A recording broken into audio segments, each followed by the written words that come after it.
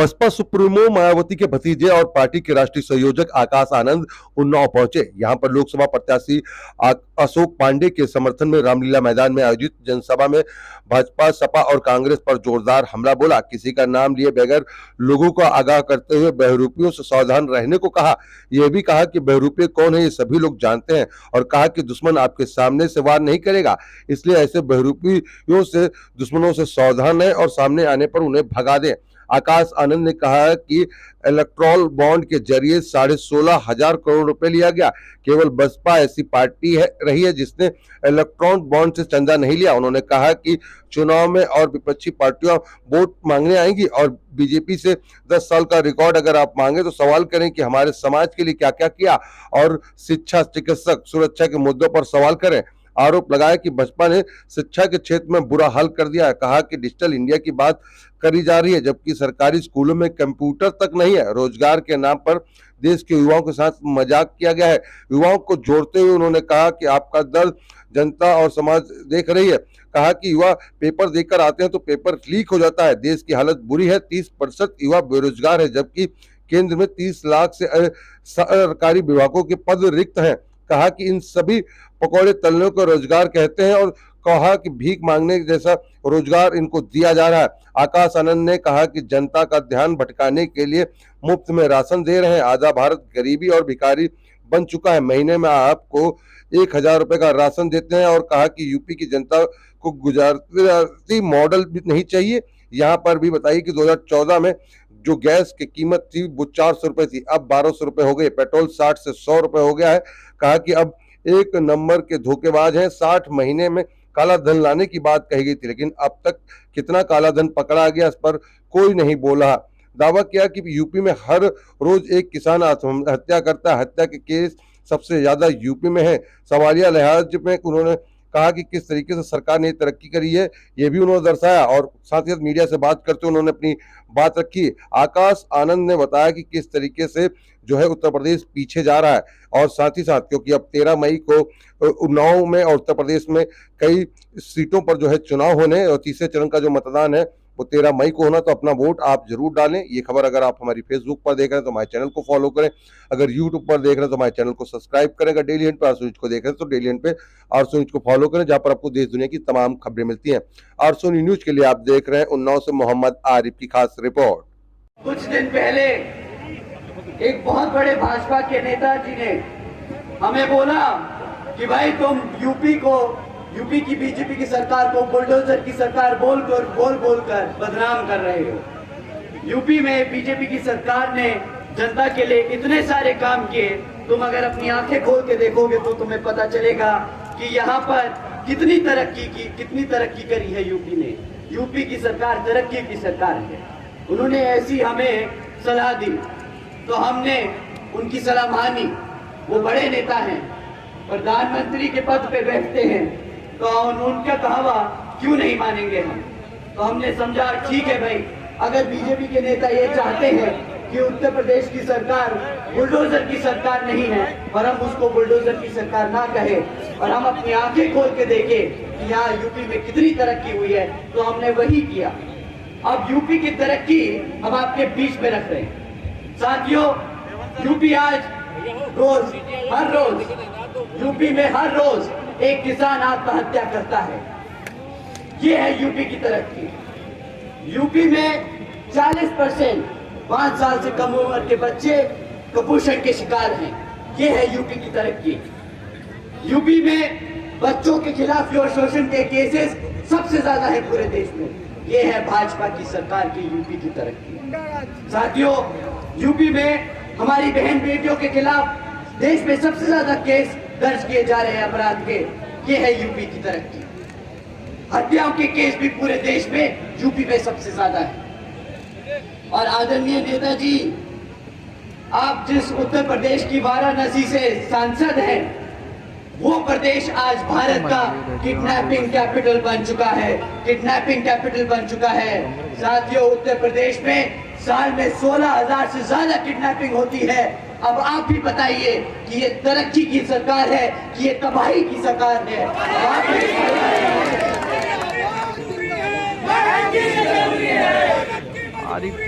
बहन जी जरूरी है। साथियों, हम हमारे साथ हैं, हम हमारे साथ हैं। जो सरकार अपने बच्चों को भूखा रखे, जो सरकार अपनी बहन बेटियों पे अत्याचार होने दे, जो सरकार अपने युवाओं को बेरोजगार रखे, जो सरकार अपनी आवाम को राशन के नाम पर गुलाम बनाए, वो सरकार बुलडोजर की सरकार नहीं, वो तबाही की सरकार है, वो तबाही की सरकार है।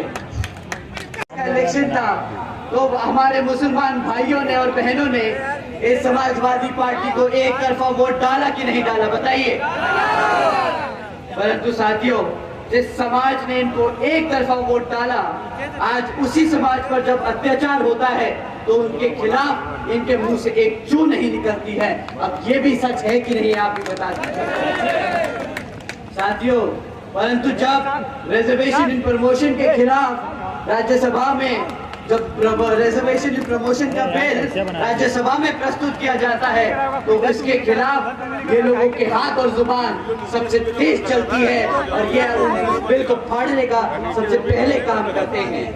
साथियों, अब आप भी बताइए, क्या ऐसी पार्टी को सत्ता में रहने का अधिकार है कि नहीं? साथियों, चोर है,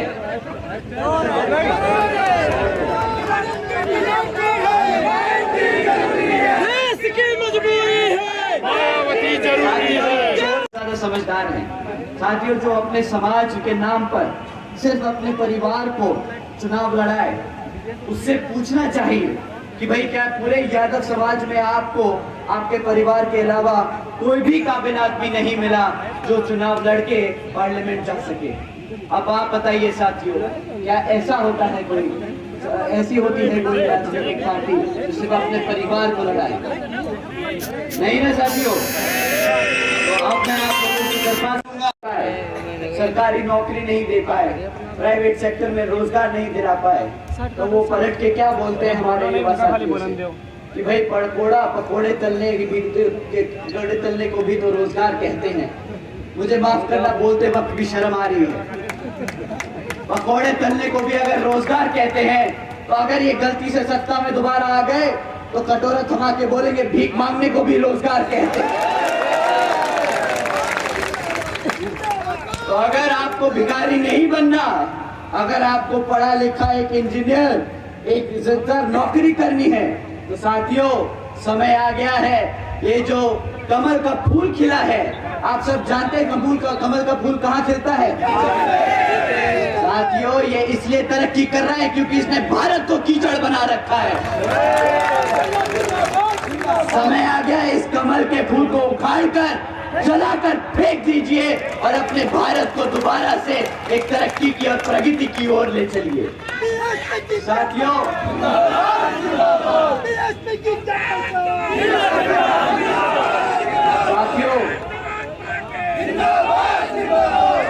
साथियों, जब हमारे युवाओं को रोजगार नहीं दे पाएंगे कमल के फूल वाले, जब हमारे बच्चों को शिक्षा नहीं दे पाए, तो ये आप लोगों का ध्यान भटकाने के लिए क्या कहते हैं कि भाई हम आपको मुफ्त में राशन दे देंगे। अब बताइए, इतनी पढ़ाई लिखाई कर कर, इतनी मेहनत कर कर भिखारी बनाने के लिए ये सत्ता में बैठे थे हमें। अब आप ही बताइए साथियों कि ये कोई गर्व की बात है कि 140 करोड़ की भारत की जनता में अगर 80 करोड़ जनता को इन्होंने मुफ्त की राशन की स्कीम में डाल दिया तो ये कोई गर्व की बात है? बताइए, 80 करोड़ जनता को बना देना भिखारी और गरीब गलत है? साथियों, जब ये आपसे ये बोले ना कि 80 करोड़ जनता को हमने मुफ्त में राशन दिया है, तो इनसे पूछिएगा तुम कितने अनपढ़ हो सकते हो कि तुम ऐसी बात पे गर्व कर रहे हो, ऐसी बात का प्रचार कर रहे हो जिससे हम सबको, पूरे दुनिया को पता चलता है कि आधा भारत आज गरीब और भिखारी बन चुका है। साथियों, अगर 2014 में जो इन्होंने वादा किया था कि 2 करोड़ नौकरियां देंगे, तो आज ये शायद हमें दिन नहीं देखना पड़ता। आप जानते हैं साथियों कि ये 80, आप जानते हैं आपको क्या कीमत चुकानी पड़ती? आपको ये महीने का कितने का राशन देते होंगे साथियों? बताइए 200 रुपया, 200 300 रुपया, 100 रुपए। अरे भाई ईमानदारों की सरकार है, ऐसे कैसे बोल सकते हो कि 100 रुपए? 1000 रुपए का राशन देते हैं तुम्हें, 1000 रुपए का। बहुत ईमानदार, बहुत ही ज्यादा ईमानदार हैं। ठीक है, तो 1000 रुपए के हिसाब से भी गुणा लगा लेते हैं, गणित लगा लेते हैं। ठीक है, तुम्हें साल का 12,000 रुपए से राशन तो ज्यादा से ज्यादा का नहीं देते होंगे। 12,000 से ज्यादा रुपए का राशन तो नहीं मिलता होगा ना। अगर क्लास 4 की नौकरी लगी होती तो कितना कमाते महीने का? 25,000 20,000 रुपया साल का कितना हुआ? 2 से 2.5 लाख रुपया कम से कम कमाते तुम। 12,000 का राशन देके 3,500 नौकरियों के लिए अप्लाई किया। 17 लाख से ज्यादा बच्चे मात्र 3,000 नौकरियों के लिए अप्लाई कर रहे हैं। इतना बुरा हाल है। और ये 3,000 नौकरियां कोई पढ़े लिखे नौकरियां नहीं, कोई बड़ी अफसर की पोजीशन नहीं थी, ये प्यून की नौकरी थी। और इसके लिए PhD स्कॉलर्स अप्लाई कर रहे हैं, ग्रेजुएट्स अप्लाई कर रहे हैं, मेरे जैसे यहाँ पढ़े लिखे भाई लोग अप्लाई कर रहे हैं। बताओ, हमारी माताएं बहनें यहाँ बैठी हैं, हमारे बड़े बुजुर्ग बैठे हैं। आप ही बताइए, आपने अपने बच्चे को इतना पढ़ा लिखा कर इसलिए बड़ा किया कि वो प्यून की नौकरी करेगा? बताइए साथियों, आप पढ़े लिखे लोग हो, आप देश को चलाने का काम करोगे, आप IAS अफसर बनोगे, IPS बनोगे, बड़े बड़े इंजीनियर्स बनोगे। साथियों, अगर आपने यहाँ पे हाथी को जिताकर बहन जी को प्रधानमंत्री बनाने का काम किया, तो ये हमारा आपसे वादा है कि बहुजन समाज के साथ साथ सर समाज में से हर एक गरीब बच्चा, पढ़ा लिखा बच्चा यहाँ पे एक बड़ी नौकरी पर बैठा होगा। हो चुकी है कि आज 30% पढ़ा लिखा युवा भी बेरोजगार घूम रहा है। आज 3 में से 1 युवा बेरोजगार है। और ये नहीं कि ये बेरोजगार जिनके पास नौकरियां नहीं है कि आपको दे पाए। आप जानते हैं सेंट्रल गवर्नमेंट में अभी 30 लाख से ज्यादा पद खाली पड़े हैं, जो ये चाहे तो कल भर के आप सबको रोजगार दे सकते हैं। परंतु साथियों, इन लोगों की नीयत नहीं है, ये लोग चाहते नहीं है कि आपको रोजगार मिल जाए, क्योंकि अगर आपको रोजगार मिल गया तो आप अपने संवैधानिक हक के आधार पर आरक्षण की भी, आप आरक्षण के लिए भी मांग कर सकते हैं। साथियों, 2016 से नौकरी नहीं दी है मेरे भाई, 2014 से किसी को भी नौकरी नहीं मिली है। ये लोग 2 करोड़ सालाना नौकरी का वादा करे थे तुम सबसे। कितने लोगों को रोजगार मिला है? कितने लोगों को रोजगार मिला है? नहीं मिला। तुम्हें पता है, न्यूज़पेपर भी आजकल बेशर्मों की तरह ये खबरें छाप रहे हैं। न्यूज़पेपर में भी आजकल ऐसी खबरें चल रही है। मैं एक पढ़ के सुनाता हूँ। पिछले 10 साल से भाजपा की सरकार ने शिक्षा के क्षेत्र में इतना बुरा हाल कर दिया है कि आज अगर आप 8वीं कक्षा के बच्चे से, सरकारी स्कूल के 8वीं कक्षा के बच्चे से गुणा भाग करने को कहो या अंग्रेजी में 2 लाइनें बोलने को बोलो, तो वो बेचारा ना गुणा भाग कर पाता है, ना अंग्रेजी के 2 शब्द समझ पाता है। इतना बुरा हाल है इस भाजपा की सरकार में।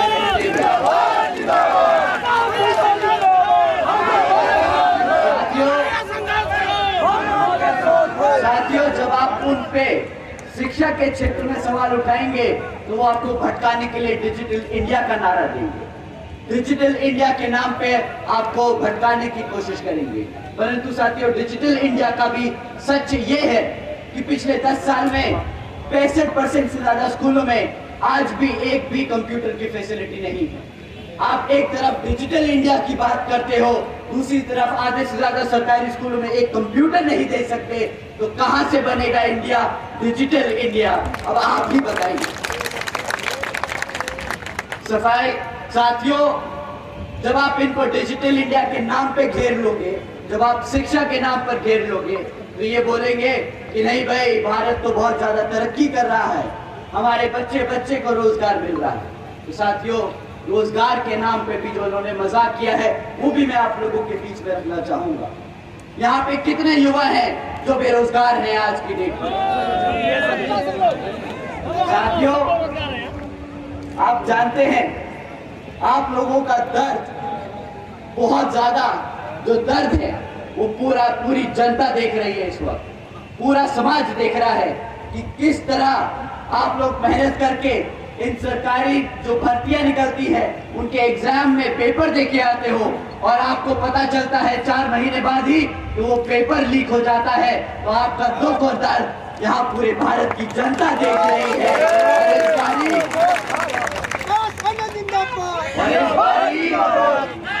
इस बारी हमारे युवा साथी इनको बख्शेंगे कि नहीं, बताइए। फेंक देंगे। जिस तरीके से ये आपका पेपर लीक करते हैं, जिस तरीके से ये बहाने ढूंढते हैं आपको ना रोजगार देने के, उसी तरीके से आप इनको बताइएगा जब ये वोट मांगने आए कि भाई जिस तरीके से मेरा पेपर लीक हो गया था ऐसे ही इस बार तुम्हारा वोट लीक हो गया।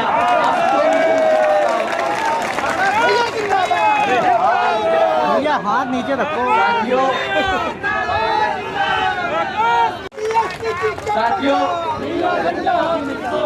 साथियों इस चुनाव में हमारी तरह ही और भी विपक्षी पार्टियां आप लोगों के बीच में आकर आपसे वोट मांगने का काम करेंगी, परंतु इस बारी आपको किसी भी पार्टी को वोट डालने से पहले उनसे उनके पिछले 10 साल का रिकॉर्ड मांगना है।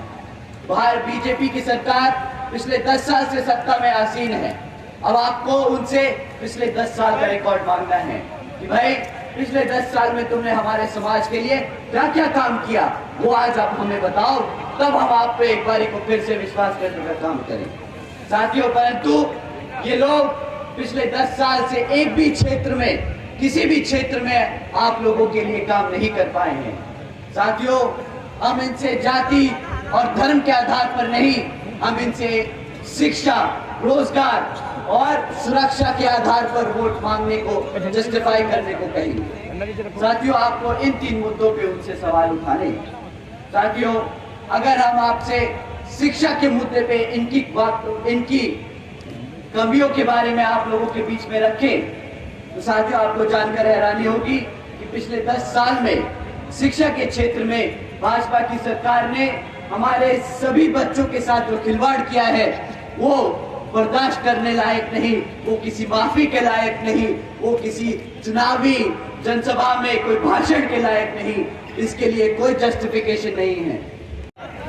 ये बहरूपिये, ये दुश्मन हमारे समाज को अंदर के साथ साथ बाहर से भी बहुत नुकसान पहुंचाने की कोशिश करते हैं। साथियों आप जानते हैं कि दुश्मन पार्टियों को तो फंड बड़ी बड़ी कंपनियों से मिल जाता है, परंतु बीएसपी का मूवमेंट आपकी मेहनत की कमाई के तन मन और धन से ही चलता है। तो मैं ये आज मौका जो मुझे मिला है आप लोगों को अपनी बात रखने का, मैं इस मंच से आप लोगों का हाथ जोड़कर धन्यवाद करता हूं कि आप लोगों ने इतने सालों तक अपनी मेहनत की कमाई से इस मूवमेंट को जारी रखा और आप लोगों से दरख्वास्त करूंगा कि आगे आप इस मूवमेंट को आगे बढ़ाते रहेंगे। साथियों आप लोग जानते हैं इलेक्ट्रल बॉन्ड्स के बारे में, ये एक नया बहुत बड़ा स्कैम आपके लोगों के बीच में आया है। क्या आप जानते हैं इलेक्ट्रल बॉन्ड्स के बारे में? साथियों इलेक्ट्रल बॉन्ड्स ये एक नया तरीका है जिससे ये राजनीतिक दल बड़े बड़े धरना सेठों से, इनकी कंपनियों से नया चंदा लेने का जरिया बना चुके हैं। साथियों आप जानते हैं पिछले 6 सालों में 25 राजनीतिक दलों ने 16,500 करोड़ रुपए इन बड़ी बड़ी कॉर्पोरेट कंपनियों से चंदे या फिर फिरौती के रूप में लिया है। साथियों परंतु इन 25 राजनीतिक दलों में आपको भाजपा का नाम मिलेगा, कांग्रेस का नाम मिलेगा, समाजवादी पार्टी का नाम मिलेगा, परंतु एक राष्ट्रीय पार्टी है जिसने किसी भी धरना सेठ से 1 रुपया नहीं लिया। आप जानते हैं वो पार्टी कौन सी है? साथियों बहुजन समाज पार्टी केवल यहाँ उत्तर प्रदेश में नहीं बल्कि पूरे देश में बड़े बड़े पूंजीपतियों वे धरना सेठों के सहारे पर नहीं बल्कि आप लोगों के तन मन और धन के सहारे से यहाँ पर चुनाव लड़ती आई है और आगे भी पूरे देश में आप लोगों की मेहनत के कमाई के पैसे से ही चुनाव लड़ती जाएगी। तो आप लोगों को एक बार फिर से इतनी मेहनत करने के लिए, इस मूवमेंट को आगे बढ़ाने के लिए एक बार जोरदार तालियां और हमारी ओर से बहुत बहुत धन्यवाद। हमारे कैडर को, हमारे कार्यकर्ता को, हमारे वर्करों को अंदर से कमजोर करने की कोशिश करेगा, गुमराह करने की कोशिश करेगा। परंतु साथियों, पहले की तरह दुश्मन आप पे सामने से वार नहीं करेगा। अब दुश्मन जानता है कि आप अंदर से मजबूत हैं, तो वो अपने छुटपुट एजेंट्स, बहरूपिये बनाकर आप लोगों के बीच में भेजने का काम करेंगे। तो साथियों, आप लोगों को इन बहरूपियों से, खास तौर से जो लोग नीला पटका पहनकर, जय भीम के नारे लगाकर आप लोगों को बहकाते हैं कि नहीं, बहुजन समाज पार्टी हमारी हितैषी नहीं, विपक्षी पार्टियां हमारी हितैषी हैं, ऐसे लोगों से संभल कर रहना होगा। और आप पिछले बहुत समय से ऐसे चमचे जो विपक्षी पार्टियों के, आपके लोगों के बीच में घूम रहे हैं, अब इनको आपको बर्दाश्त करने की जरूरत नहीं साथियों। अब आपको इनको बर्दाश्त करने की जरूरत नहीं साथियों। अगर कोई ऐसा बहरूपिया छुटभाई आदमी जो आपको बहुजन समाज पार्टी से भटकाने की कोशिश करे, अब सारे युवा साथियों से मैं दरखास्त करता हूं कि ऐसे बहरूपियों को बीच में समाज में लाकर चप्पल मार मार कर इनको वापस भटका देना।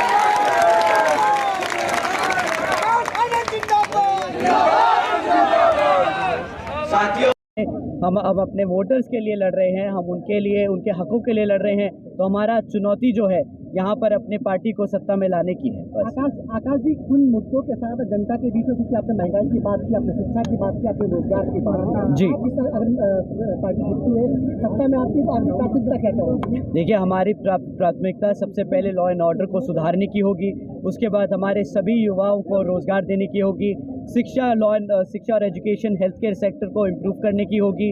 और यहाँ पे जितना भी डेवलपमेंट हो रहा है उसको हाइपर गियर में डालकर यहाँ पे पूरे पैन इंडिया में उसको एक स्टेरॉइड लेवल पे ले जाके बहुत अच्छे स्तर पे लाने की कोशिश रहेगी। कितनी सीटें पा रहे हैं? देखिए, किसी भी पार्टी के लिए बोलना कि हम इतनी सीटें ला रहे हैं बहुत गलत होगा, बहुत एरोगेंस सा होगा। हम इस बार ही पहले से ज़्यादा सीट लाने की पूरी कोशिश कर रहे हैं। हमारे सभी बहुरूपियों से सावधान रहने की अपील की है। अभी आपने कहा कि हमें भाजपा से नहीं, बहुरूपियों से भी सावधान रहना। एक दो नाम बता दीजिए कि बहुरूपियों से सावधान रहना। देखो, अगर बहरूपिये का नाम ले लिए तो सब लोग उनको ज़्यादा हवा देने लगेंगे। बहरूपियों के आप सब जानते हैं बखूबी वो बहरूपिये कौन है, और ये अभी के नहीं है, ये मान्यवर साहब के समय से ये बहरूपिये प्रॉपर होते आते हैं। हर 2-5 साल में एक नया निकल आता है। तो चमचा युग किताब है, अगर आपके माध्यम से मैं बताऊंगा, अपने सभी साथियों को चमचा युग पढ़े, उन्हें समझ आ जाएगा बहरूपिये कौन है। उनका कलर क्या है? उनका झंडे कलर क्या है? जो बहुरूपिये हैं उनके झंडे का कलर क्या है? देखिए भैया, अगर आपको उसी की बात करनी है तो आप अपने मुंह से बोल दीजिए ना। शर्मा क्यों रहे हैं?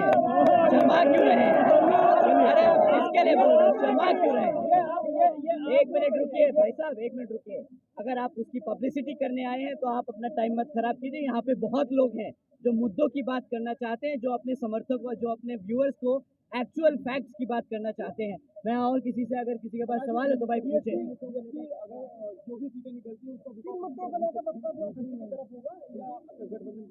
देखिए, अगर हम पोस्ट पोल अलायंस का जो मैटर है वो बहन जी अपने आप ही टेकअप करेंगी। हमने हमेशा से पार्टियों का इस्तेमाल कर सत्ता में बैठने का काम किया है। तो अगर हमें इस बारी भी मौका लगा तो हम लोगों का इस्तेमाल कर सत्ता में बैठेंगे और अपने लोगों के लिए काम करेंगे। बीजेपी की बी टीम बताई जा रही है, क्या कहेंगे? देखिए, अगर आपको अभी भी लगता है कि बीएसपी बीजेपी की टीम है तो आप लगता है खुद ही न्यूज़ चैनल चलाते हुए न्यूज़ नहीं देख रहे हैं जी। अभी जो ये कांग्रेस और सपा का गठबंधन है वो बीजेपी की बी टीम काम करने का काम कर रहा है। टीएसपी के मैनिफेस्टो में कितनी खास? देखिए, हम मैनिफेस्टो नहीं जारी करते, हमारा ट्रैक रिकॉर्ड